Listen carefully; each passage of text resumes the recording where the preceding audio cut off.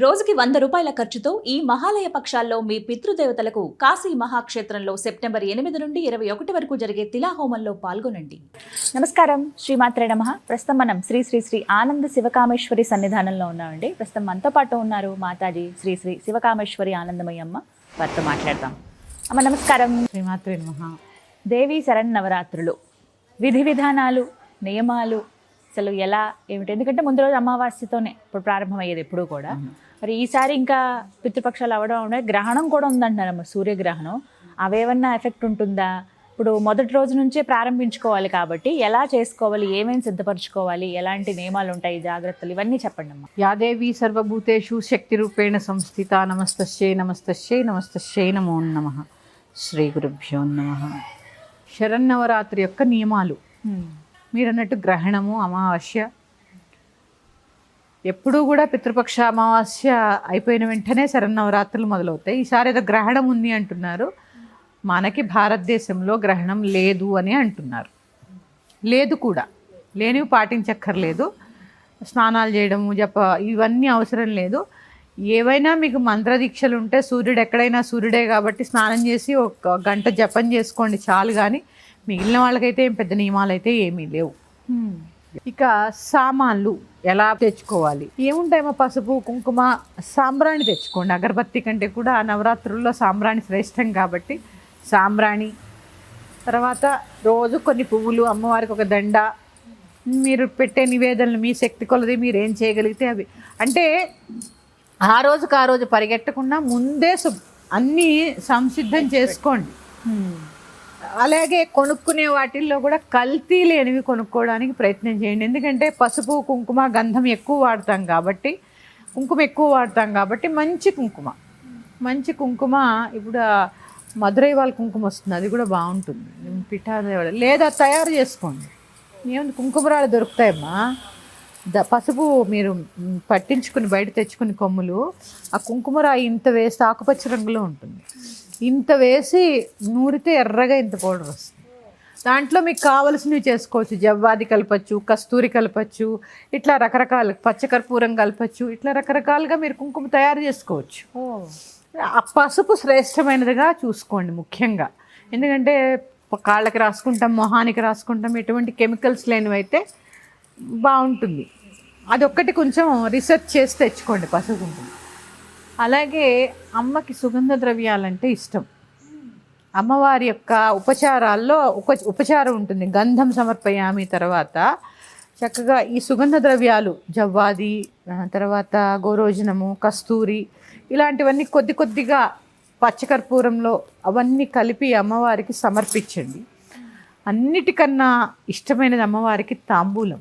కర్పూర వీటికామోద సమాకర్ష దిగంతర. అమ్మవారు వేసుకునే కర్పూరానికి సమస్త దిగంతాలు ఆకర్షణ అవుతాయట. లలితా సహస్రనామంలో చెప్పబడింది. నేను ఒకసారి వేరే ఛానల్లో కూడా ఈ విషయం చెప్పాను, అసలు తాంబూలం ఎలా చేసుకోవాలి అనేది.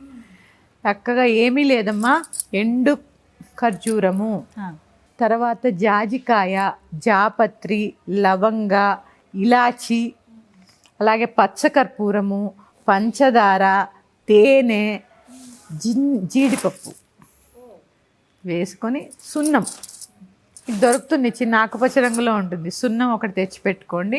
ఈ పొడి చేసి పెట్టుకోండి. చేసిన తర్వాత 3 ఆకులు తీసుకొని వెనక ముందు తీసేసి ఇక సున్నం రాసి ఇవన్నీ అందులో వేసి, చిటికెడు పంచదార వేసి, దాని మీద కొద్దిగా తేనె వేసి, ఒక జీడిపప్పు పెట్టి చక్కగా అమ్మవారికి తాంబూల చరణం, తాంబూలం సమర్పయామి అన్న చోట ఇది సమర్పించండి. ఆ తాంబూలాన్ని మీరు ప్రసాదంగా స్వీకరించండి. అమోఘమైనటువంటి ఆరోగ్యాన్ని ప్రసాదిస్తుంది. అంటే ఈ 9 రోజులు విశేషం. తాంబూలం చాలా విశేషం అమ్మవారికి. ఏది మర్చిపోయినా తాంబూలం మర్చిపోకండి, చాలా విశేషం అమ్మ. మంచి ఆరోగ్యాన్ని, జ్ఞానాన్ని, ఆత్మశుద్ధిని ప్రసాదిస్తుంది. మీకు ఉదాహరణ చెప్పాలి అంటే, మూకశంకర్లు తెలుసు కదా మీకు, మూక పంచశతి ఎప్పుడైనా విన్నారా? వారితో పాటు ఒకరు ఈ కామాక్షి ఆలయంలో తపస్సు చేసుకుంటున్నారు. ఆయనకి పుట్టుకతోటే చెవుడు, మాటలు రావు. ఆవిడ ఒక స్త్రీ రూపంలో వచ్చి తాంబూలం ఆవిడ నవ్వులేటటువంటి తాంబూలాన్ని తీసి ముందు పక్కన కూర్చుని ఆయనకి ఇస్తే అమ్మమ్మమ్మో ఎంగిలి నేను తిన్నంటారు ఆయన. మోకశంకరులు ఆవిడ నములుతున్న తాంబూలం ఈయనకి ఇస్తే ఆయన తీసుకుంటారు. అప్పుడు అమ్మ ఆయనకి సాక్షాత్కారం ఇస్తే 5 ఆవిడ ఎంగిలి తిన్నందుకు ఆయనకి మాట వచ్చి 500 శ్లోకాలు ఆసువుగా చెప్తారు ఆయన. అంటే ఇంకా చెప్పాలంటే మహానుభావులు ప్రవచనకర్తలు చాగంటి వారు చెప్తూ ఉంటారు, ఆ తాంబూలం అమ్మ తిని ఆ గణేశుడికి కుమారస్వామికి అమ్మ ఎంగిలి ఇస్తూ ఉంటే అంటే ఆ తల్లి చూడ ఆ తాంబూలంలో అంత ఉందండి. ఎప్పుడు తాంబూల చరణం చేస్తూ ఉంటుందట అమ్మవారు. ఎందుకంటే ఇది స్త్రీకి చాలా అవసరం అమ్మ. ఎముకలు గట్టిపడతాయట తాంబూల చరణం వల్ల. ఏదో తాంబూలం వేసుకుంటున్నాము పళ్ళు పాడైపోతున్నాయి అలా కాకుండా చక్కగా అందరూ తాంబూల చరణం చేయడం అనేది మంచి అలవాటు. తమలపాకులు రక్తశుద్ధి, సున్నం కాల్షియము, ఇందులో ఉండే పదార్థాలన్నీ కూడా కొంత వేడిని కలగజేసి మన శరీరాన్ని శుద్ధి చేస్తూ ఉంటాయి. అందుకని తాంబూల చరణం అనేది చాలా చాలా మంచిది మనకి కూడా, ఆరోగ్యపరంగా కూడా. తమలపాకులో కూడా ఔషధ గుణాలు ఉంటాయి. ప్రతిరోజు మళ్ళీ చెప్తున్నా, కర్పూర వీటికామోద సమాకర్ష దిగంతరా చెప్పానుగా, పచ్చకర్పూరం ఆ సువాసన ఎలా ఉంటుంది, ఆ వాసనకి సమస్త దిగంతాలు ఆకర్షితం అవుతాయట. అందుకని ఆ తాంబూలం అంటే అమ్మవారికి అంత ఇష్టము. ఒకటి మర్చిపోయాను నేను చెప్పడం, కుంకుమ పువ్వు కూడా వేస్తారు. అలా అని మొత్తం డబ్బా కొని వేసేయకుండా కొద్దిగా ఇవన్నీ రెడీ చేసి పెట్టుకోండి. ఒక డబ్బాలో వేసి పెట్టుకుంటే తాంబూలం అనగానే ఒక చెంచాడు వేయడం, కాస్త పంచదార తేనె వేయడం, అమ్మవారికి తాంబూలం సమర్పించడం, భోజనం చేసి ఆ తాంబూలం మర్చిపోకుండా వేసుకోండి. వక్కపొడి తెలుసు కదా, వక్కపొడి ఇట్లా ఆ 9 రోజులు వేసుకోండి, చాలా మంచిదమ్మా. అమ్మ ఈసారి అధికంగా ఒక రోజు వచ్చిందని చెప్తున్నారు కదా, నవరాత్రులు కాదు ఈసారి ఇంకా ఎక్కువే అని అంటున్నారు. నవరాత్రులు అయిపోయిన తర్వాత 10వ రోజు విజయదశమి చేసుకుంటాము. ఈసారి మనం 10 రాత్రులు చేసుకున్నాక 11వ రోజు విజయదశమి. ఎందుకు అంటే మరి ఇది ఎలా అవుతుందండి అంటే ఖచ్చితంగా అవుతుంది. చవి తిథి కదా, మనది ఎలాగా తిథిని బట్టి ఆధారపడి ఉంటాయి కదా.